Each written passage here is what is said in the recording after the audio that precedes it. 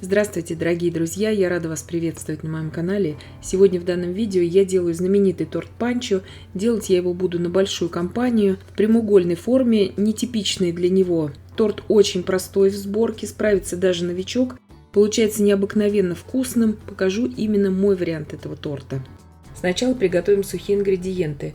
220 грамм муки, 40 грамм какао-порошка и 10 грамм разрыхлителя я сейчас перемешиваю и отставляю пока в сторону.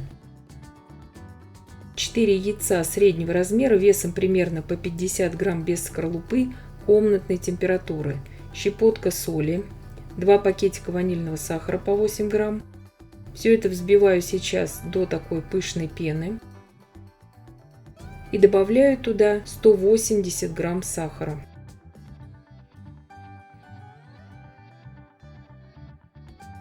Яичную смесь я взбивала примерно 4 минуты. Добавляю туда 100 грамм растительного масла без запаха и 100 миллилитров молока комнатной температуры. Все это просто перемешиваю до однородности.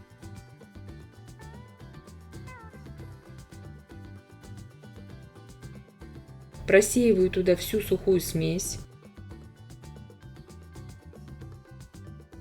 И также сейчас миксером просто перемешиваю, ничего здесь долго не взбиваю. Духовка у меня уже разогрета на 170 градусов Цельсия. Выпекать будем на режиме вверх-вниз, без конвекции. Форма у меня здесь прямоугольная, 28 на 18 сантиметров. Также можно, если нет у вас такой формы или не хотите, брать форму 26 сантиметров в диаметре. Выпекать буду при температуре 175 градусов Цельсия примерно 35 минут без конвекции на среднем уровне. Во время выпечки духовку не открываем. Когда уже корж испекся, даю ему полностью остыть до комнатной температуры. Он сразу же готов к работе, я сразу же его нарезаю. Ничего здесь не жду. Разрежу его на 3 коржа.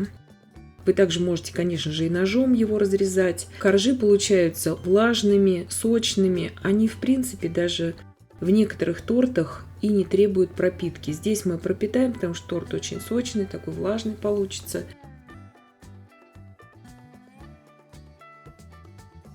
Видите, какой вот он подвижный получается бисквит. Я специально вам здесь его показываю. Очень нежный, очень мягкий. Нарезаю сейчас второй корж. Первый у нас корж как основа пойдет. Второй корж я нарезаю вот на такие квадратики. Сильно мелкие квадраты я делать не советую, иначе они у вас просто в торте при разрезе будут смотреться как такая крошка. Лучше все-таки чуть-чуть покрупнее их делать. Где-то я вот по 2,5 сантиметра точно их вот делаю по размеру. А там уже все на ваше усмотрение. Видите, вот такие квадратики я делаю. Шапочку я тоже сейчас нарежу на фрагменты. Самые крайние вот эти вот боковины у шапочки я буду использовать в качестве обсыпки боковины и верха торта. Я пока их уберу, эти фрагменты от шапочки. А использовать буду только центральную часть. Также нарезаю на фрагменты. Даже, может быть, где-то более крупные, потому что шапочка сама по себе где-то более тонкая, имеет расстояние. Поэтому смотрите уже по ситуации, как у вас это все выпечется. Самое главное здесь не делать очень мелко. Бисквит здесь вы, в принципе, можете использовать ваш любимый, шоколадный, который вам вообще нравится. Поставила сразу в форму. Если вам нужен маленький торт, вы смело все ингредиенты можете уменьшить вдвое и выпекать в форме 20 сантиметров в диаметре.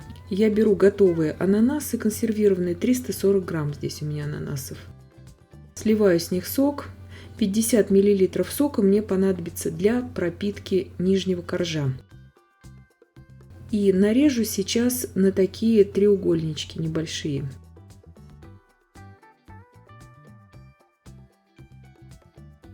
Пропитываю нижний корж. Вообще этот бисквит очень нейтрален во вкусе. Он дополняет собой тортик, но не доминирует во вкусе. Я также беру 200 грамм чернослива.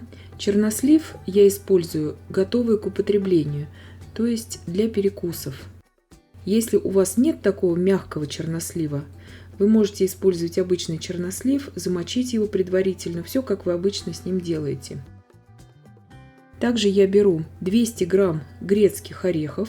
Если вы любите поджаренные, вы можете их обжарить на сковороде предварительно. Я их измельчаю вот так ножом и отставляю пока в сторону.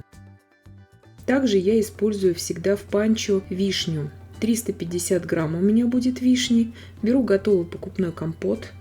Кислую вишню, вот размороженную, я брать не советую. Она будет очень доминировать во вкусе, и другие наполнители будут менее заметно ощущаться во вкусе этого торта. 400 мл очень холодных сливок для взбивания. 500 грамм сыра маскарпоне. 300 грамм творожно-сливочного сыра. Если кому-то покажется небюджетным 500 грамм маскарпоне, берите 500 грамм отвешенной сметаны. Здесь разницы особой нет, но уже хорошо ее нужно тогда отвешивать. Также добавляю туда 16 грамм ванильного сахара и 150 грамм сахарной пудры. Взбиваю сейчас все это до устойчивых пиков. Крем получается сразу стабильным, потому что сыра много здесь в креме.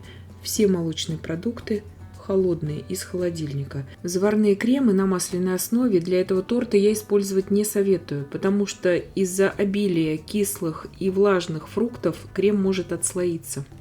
Добавляю туда также 400 грамм сметаны 30% жирности. Здесь можете также для стабильности отвесить эту сметану. Творог здесь я брать не советую. Я как-то пробовала делать с творогом, мне не понравилось. Вот панчо именно творожный. Вкус получается такой более примитивный у него. Лучше использовать отвешенную сметану. Кому покажется небюджетным именно крем с маскарпоне.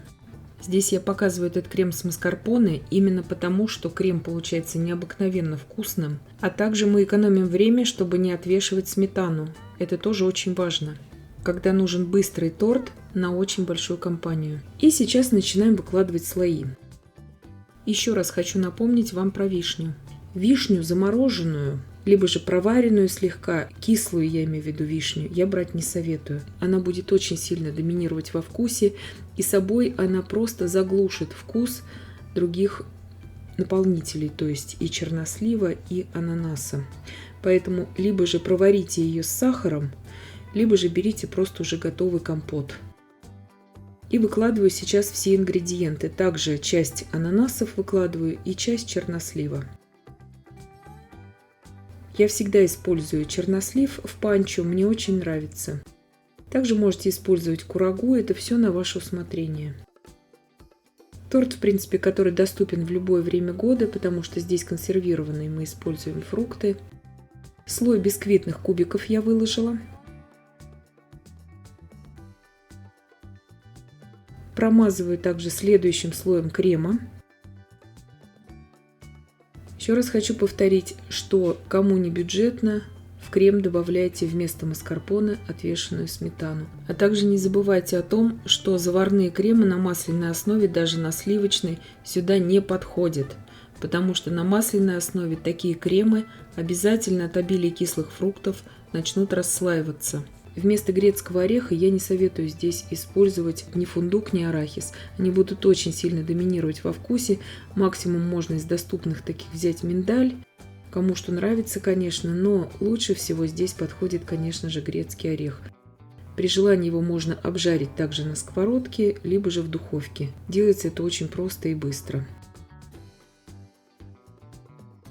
Сейчас все это также покрываю слоем крема. Торт этот я делаю на большую компанию, то есть этот торт рассчитан минимум на 20 порций. 20-25 порций это уже точно. Торт получается тяжелым и большим. Обычно торт панчо собирается в небольшой миске, рассчитан на семейное чаепитие. Я же в моем видео показываю по многочисленным просьбам именно большой вариант этого торта. Сейчас убираю в холодильник примерно на 4 часа. Можно на ночь убрать.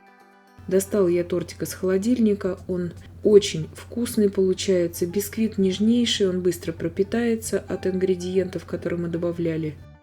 С таким тортом справится даже человек, который вообще либо очень редко печет, либо ничего не печет. То есть очень советую приготовить. Остатками от шапочки бисквит сейчас измельченными покрываем боковины торта и верх. И уже его можно подавать. Лучше, когда вы будете нарезать этот торт, разрезать его на 4 отдельных фрагмента и уже каждый из этих фрагментов резать на мелкие кусочки. Знаю уже из опыта, кому это пригодится, чтобы разрез у вас получился красивее.